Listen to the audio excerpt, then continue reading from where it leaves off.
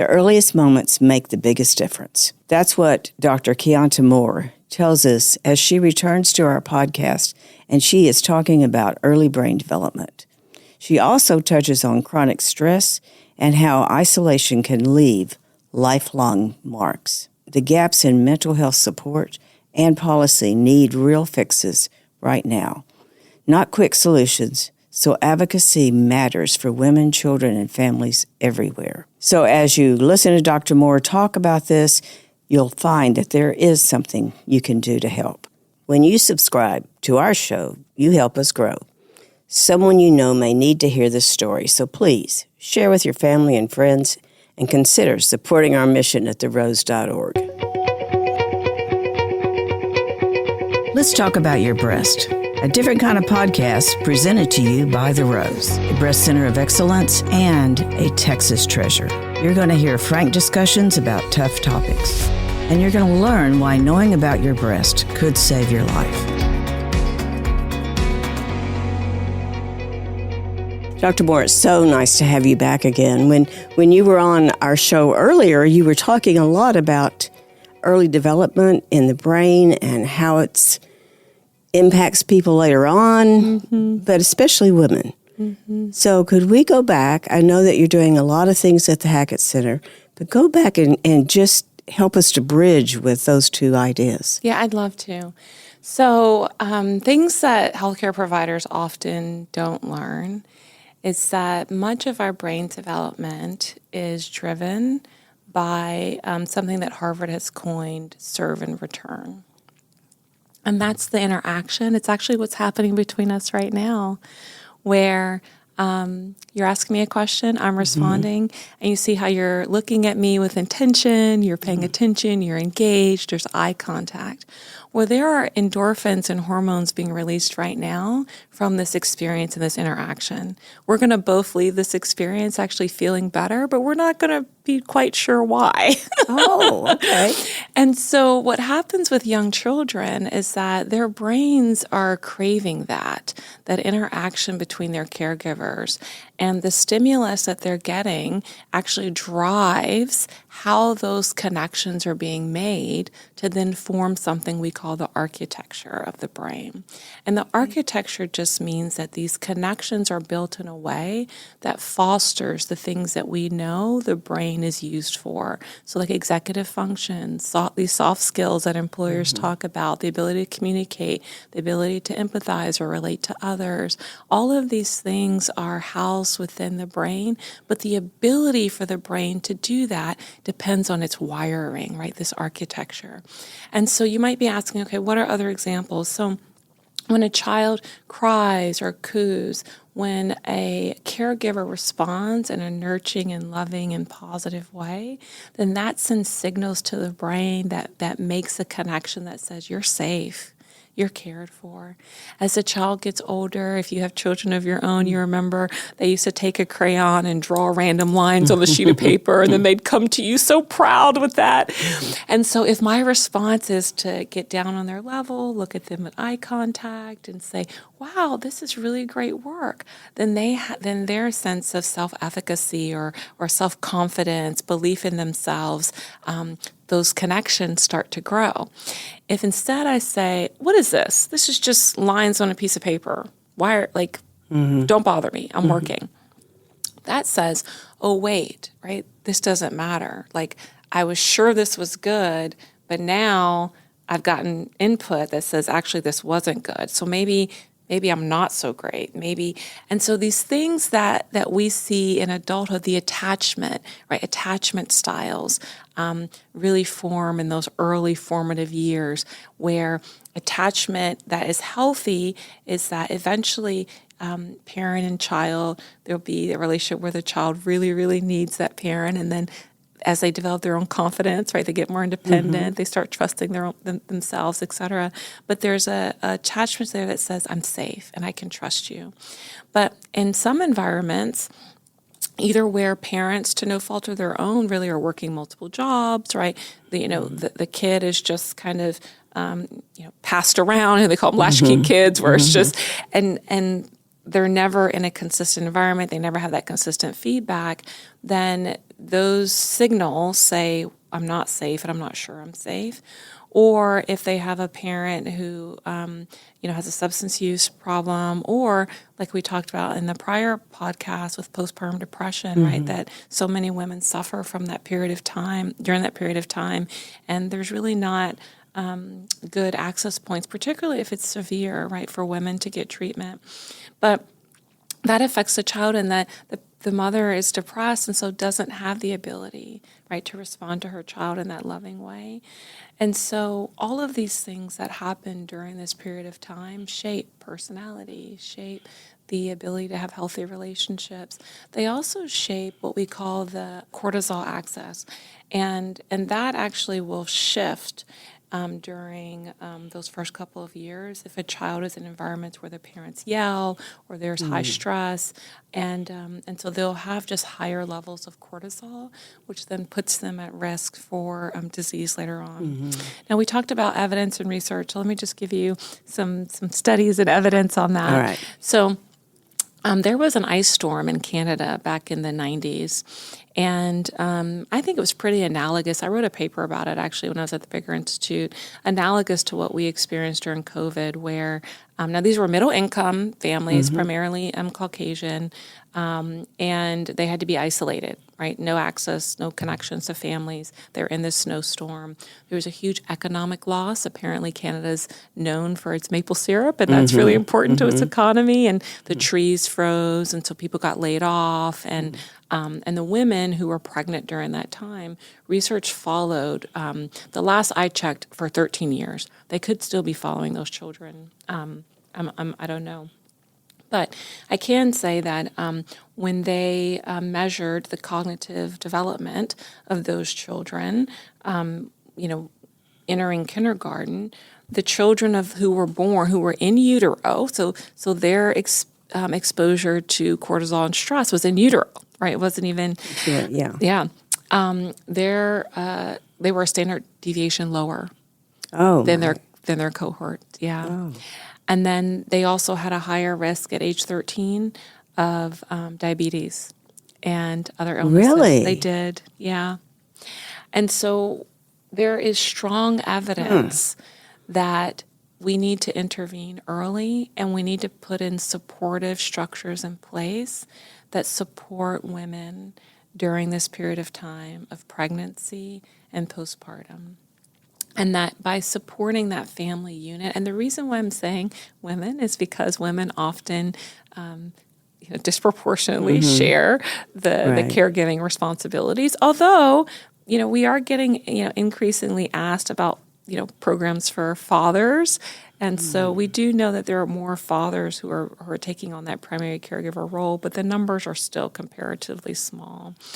Right. And so we created a program called Brain Builders that helps to support women during pregnancy and after birth up until age 3.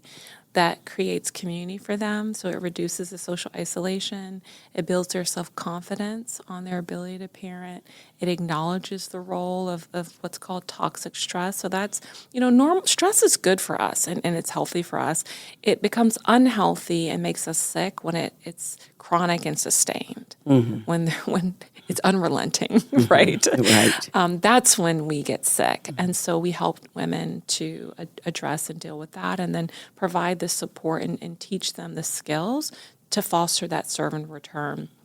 So for the brain, women have now, fast forward, there's a window of opportunity that the brain is plastic, that we can reshape some of those personalities. We can build some new skills for adolescents. And that's why when you look at literature around interventions in that middle school age, the return on investment is actually very high. It's second to early childhood. So when you look at charts that economists have done around like interventions at different during the life cycle, the largest rate of return is in those early years. And that aligns with the biology, the brain's development. The second window of time is during adolescence, and then there's another window of time after pregnancy. which is and during that postpartum period of time, which is why we're more susceptible to mood disorders during that time, because our brain is plastic and it's reshaping itself. Right. And if you think from an evolutionary perspective, right, it makes sense. We're going to need new skills. Does that mean someone as old as I am has no hope? I get questions about that all the time. Do you? I do, yeah. So folks ask, okay, well, what if I missed the early childhood period and the adolescence period, and now here I am as an adult or have adult children? It's really parents who often ask this. I made so many mistakes, right? We all do, and so what can we do? No, obviously, hope is not lost. It just takes more effort and time, honestly. Like, we have to be realistic that when we miss these critical windows of time, obviously there's effective treatments and there's interventions, but those come at a cost that are higher, and it does take more time. Right? It takes more commitment. Even behavioral cognitive therapy and the other evidence-based treatments, they work on adjusting some of these neural patterns that relate to behavior and thinking and et cetera. But that takes time, right? And an investment of our society. But does it help us to understand why we develop some of those things? If we had life events that didn't support us during that time? I think about when people are, when I think about those teenage years and how we did not understand so much about what was going on. I know. So, but that would seem to me to be a part of that education that makes you feel better. It does. Because it isn't all you. That's right.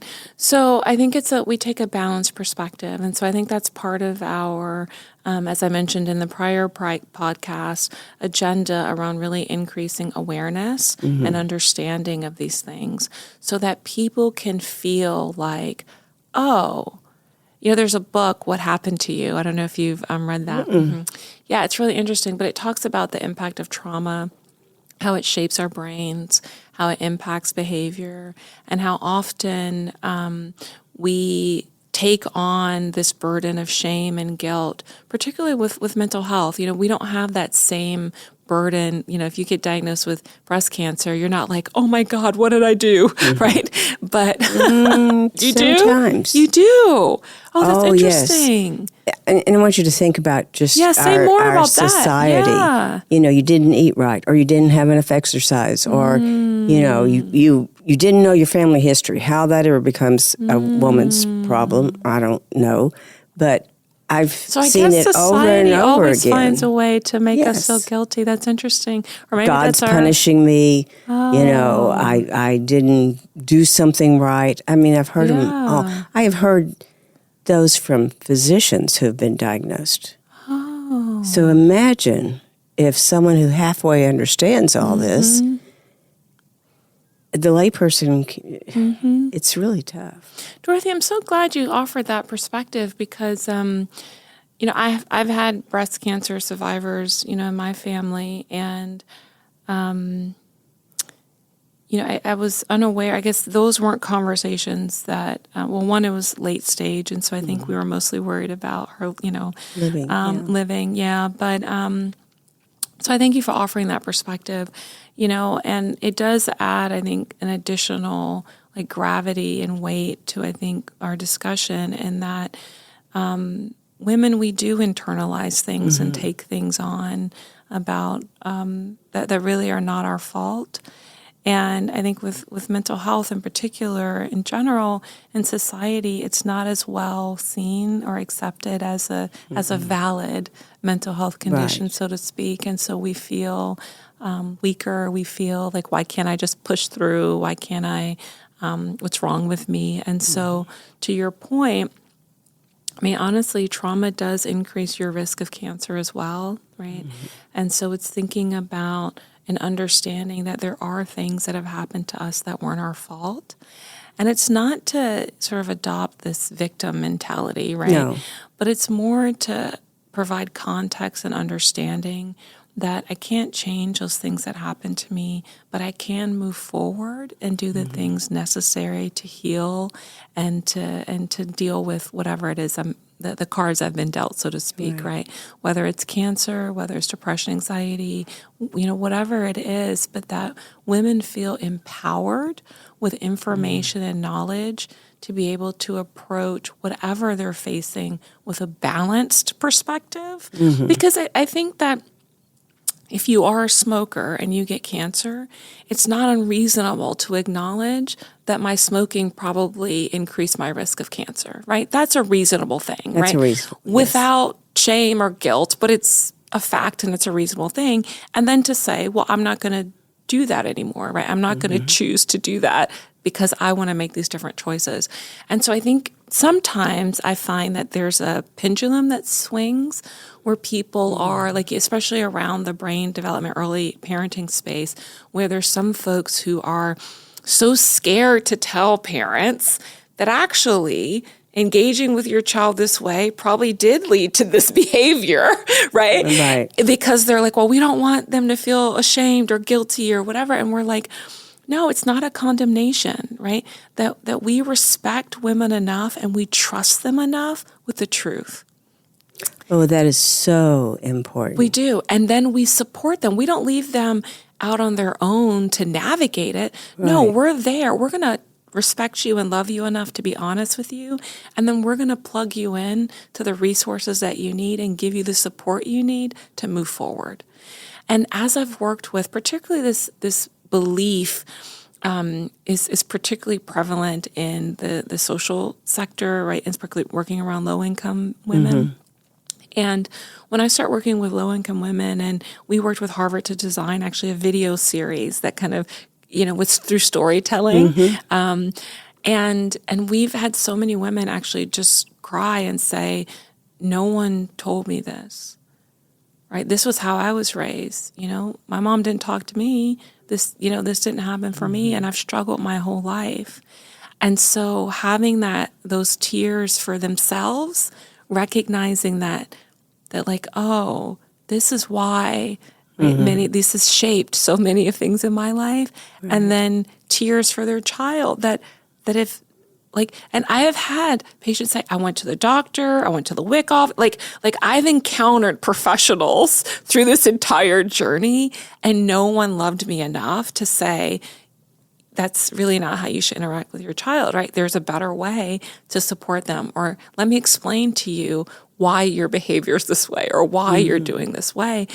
Women can handle it. We're strong. Yes, absolutely. But we can't be judgmental. We can't be condemning, right? So. But what an interesting phrase.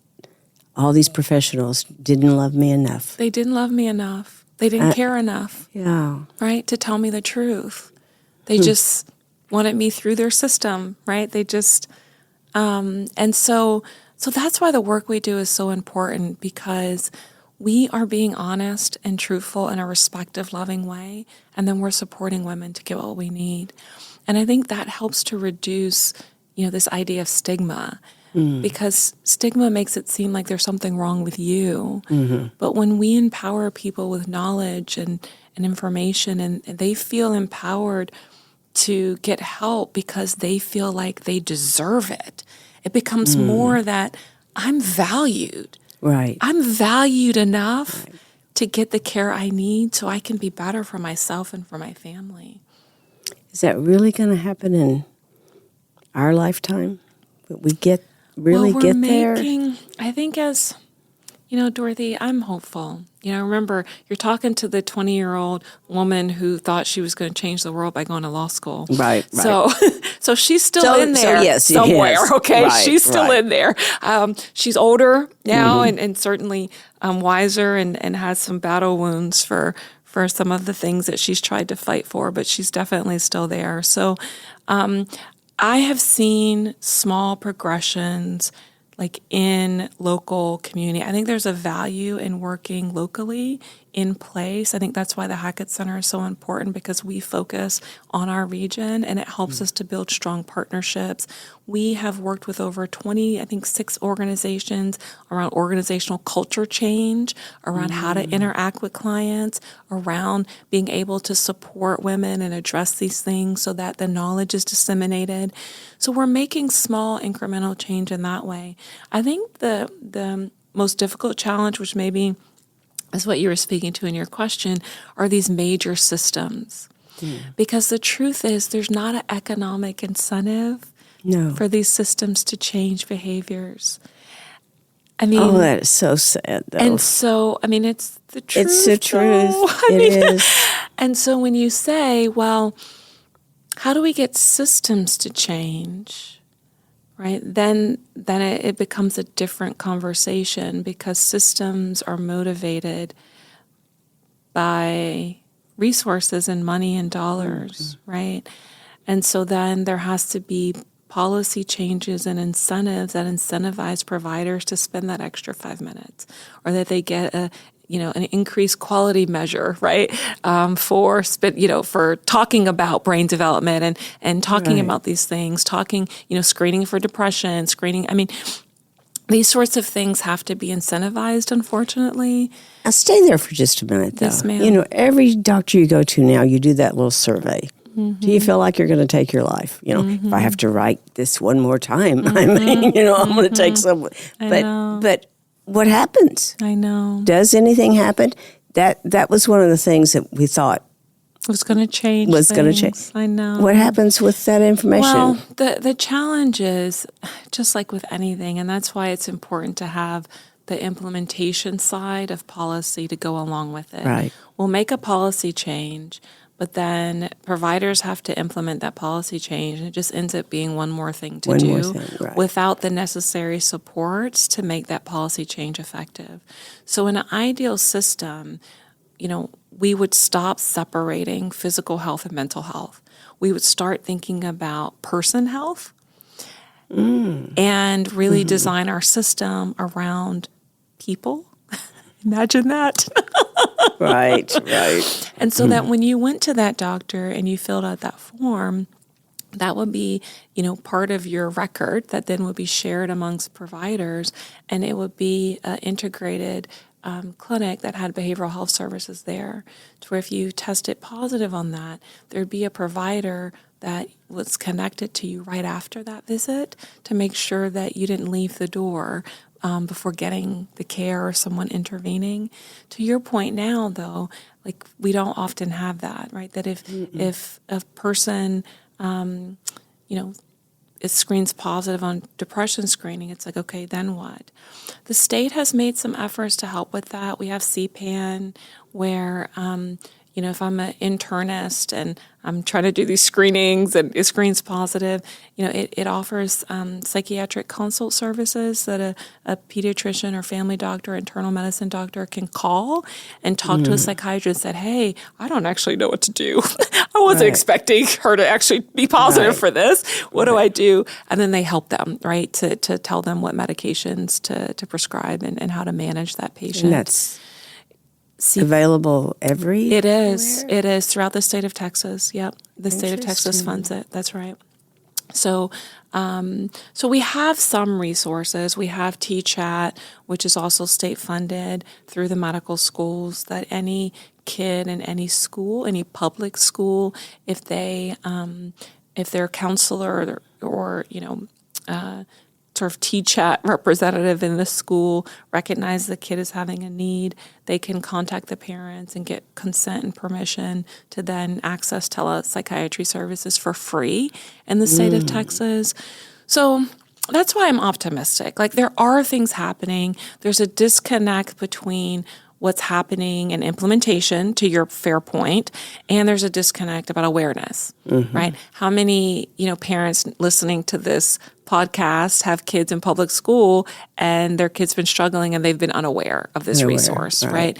And so it is about trying to make that connection in the community between policy and practice, right? And trying to bring things so that we can impact real people's lives. Yeah. I want you to go back again to talk about this importance of being connected in a community.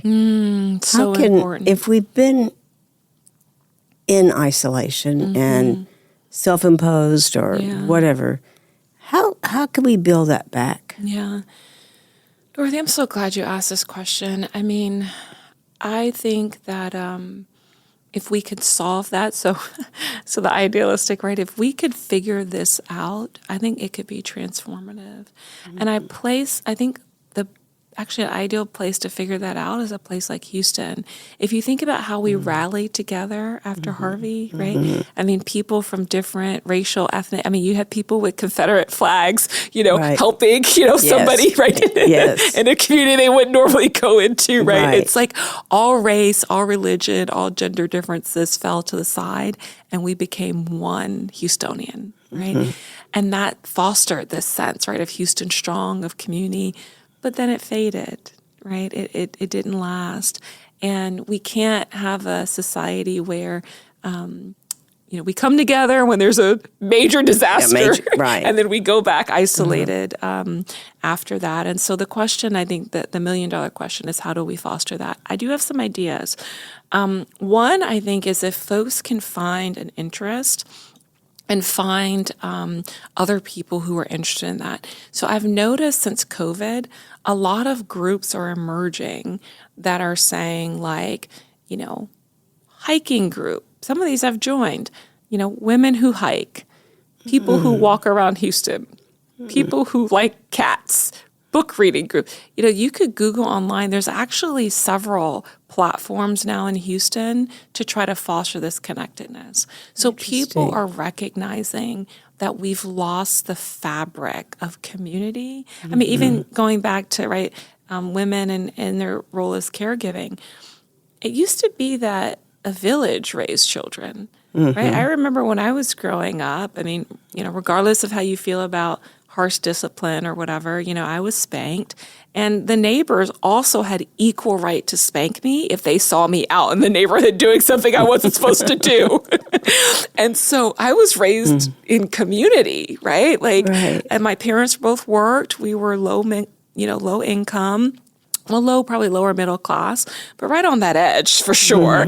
And they worked a lot, and you knew who you could go to if you had a problem. That's right. Yeah. And during the summers, my grandmother would watch us, and we'd get kicked out of the house after breakfast in the morning, and she'd tell us not to come back till the lights came on. And there were no cell phones, the street, but they felt safe because it was a community and there was accountability. And I knew that, I couldn't act up because if the neighbor saw me, they would, Yeah. And so there was a sense of community. And so we've lost that fabric of community, which is why I think parents are feeling isolated, parents are feeling stressed, and individuals are feeling isolated and stressed. So I think, if folks kind of just a few action things, if you are listening to this and feeling isolated and alone, Google, find something you're interested in. There is a group of strangers who are meeting around that topic, trying to form community. Get involved in faith-based community. If you're a person of faith, try to find, or you're interested in spirituality. There's a variety of different faith or spiritually based organizations, like the Young Center downtown, or, other ways to just find a way to get connected. Lastly, volunteer. So my research in Third Ward found that actually serving others and doing good for others actually does release those endorphins and makes you feel connected. And so if you can find an organization that you want to volunteer with, or, something that you want to do, that also will help to increase and reduce social isolation. Oh, those are such good ideas. Yeah. What else do you want to leave us with today, especially women? Yeah. I think I'd like to leave for women this. We hear you, and we see you, and you matter. Could make me cry. Yeah. Yeah. We all need to hear that, don't we? Yeah. Yeah. Yeah. Thank you, Dorothy. Oh, thank you. This has been a fabulous talk. And I've gained so much, and I had no idea there were that many resources out there. So we're going to need to do some extra things with our show notes to be sure that people know where to go. Get connected. Yeah. Yeah. Thank you. It's been an honor. Oh, for us too. Thank you for joining us today on Let's Talk About Your Breasts. This podcast is produced by Speak Podcasting and brought to you by The Rose. Visit therose.org to learn more about our organization. Subscribe to our podcast, share episodes with friends, and join the conversation on social media using hashtag Let's Talk About Your Breasts. We welcome your feedback and suggestions. Consider supporting The Rose. Your gift can make the difference to a person in need. And remember, self-care is not selfish. It's essential.